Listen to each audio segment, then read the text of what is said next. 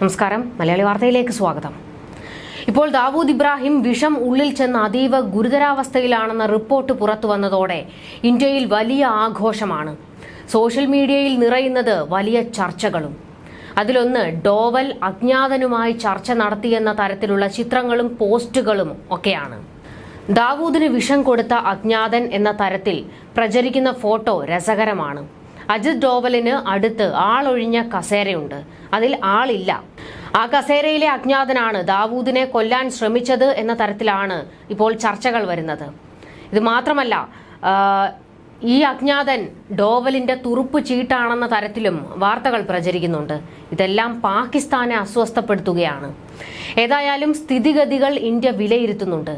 എങ്ങനെയും ദാവൂദിനെ പിടിക്കാൻ നീക്കം നടക്കുന്നതിനിടെയാണ് വിഷബാധ വാർത്ത പുറത്തു വന്നിരിക്കുന്നത്.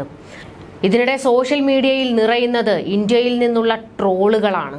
പാകിസ്ഥാന് നേരെ വലിയ പൊങ്കാലയാണ് ഇന്ത്യയിൽ നിന്ന്. കറാച്ചിയിൽ ദാവൂദിനെ ഒളിപ്പിച്ചു വെച്ചിട്ട് ഇന്ത്യയെ വെല്ലുവിളിച്ചതിനുള്ള മറുപടിയാണ് ഇന്ത്യക്കാർ കൊടുക്കുന്നത്. കറാച്ചിയിലല്ല, ലോകത്തിന്റെ ഏതു കോണിൽ ദാവൂദിനെ കൊണ്ട് ഒളിപ്പിച്ചാലും അവിടെ കയറി അടിച്ചിരിക്കുമെന്നാണ് സോഷ്യൽ മീഡിയയിൽ കമന്റുകൾ നിറയുന്നത്. ദാവൂദിന്റെ തലയെടുക്കുന്നത് ഇന്ത്യ തന്നെ ആയിരിക്കും. അത് അങ്ങനെ മാത്രമേ സംഭവിക്കാവൂ. കാരണം പാകിസ്ഥാന്റെ കൂട്ടുപിടിച്ച് ഇന്ത്യയെ തകർക്കാൻ കച്ചകെട്ടി ഇറങ്ങിയത് ദാവൂദാണ്. മുംബൈ ഭീകരാക്രമണത്തിൽ നിരവധി പേരുടെ ജീവനെടുത്ത കൊടും ക്രിമിനൽ. കണക്ക് വീട്ടാൻ ഒരുപാടുണ്ട്. ദാവൂദ് ആശുപത്രിയിലായതോടെ ഡോവലിന് ജൈവിളിയാണ്. ചത്തത് കീചകനെങ്കിൽ കൊന്നത് ഭീമൻ തന്നെ എന്ന് പറയും പോലെ വീണത് ദാവൂദെങ്കിൽ പിന്നിൽ ഡോവൽ തന്നെ. പാകിസ്ഥാന്റെ മുക്കും മൂലയും വരെ കൃത്യമായി അറിയാവുന്ന ആളാണ് അജിത് ഡോവൽ. പാകിസ്ഥാൻ പോലും ഭയക്കുന്ന ഇന്ത്യൻ കരുത്തൻ, അതാണ് അജിത് ഡോവൽ. തുടർച്ചയായി 7 വർഷം പാകിസ്ഥാനിൽ രഹസ്യമായി ചാരപ്രവർത്തനം നടത്തിയ ആൾ. തുടർന്ന് അവിടെ 6 വർഷം ഇന്ത്യൻ ഹൈ കമ്മീഷണറുമായി.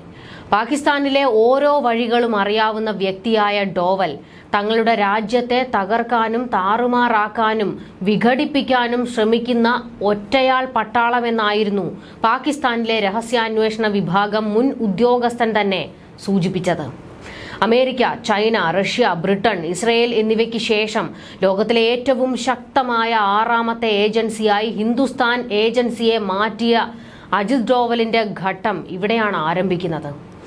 പാകിസ്ഥാനിൽ താമസിച്ചിരുന്ന കാലത്തെ അദ്ദേഹത്തിന്റെ ഏറ്റവും വലിയ ദൗത്യം ഒരു രഹസ്യ ഏജന്റായി പ്രവർത്തിക്കുക എന്നതായിരുന്നു.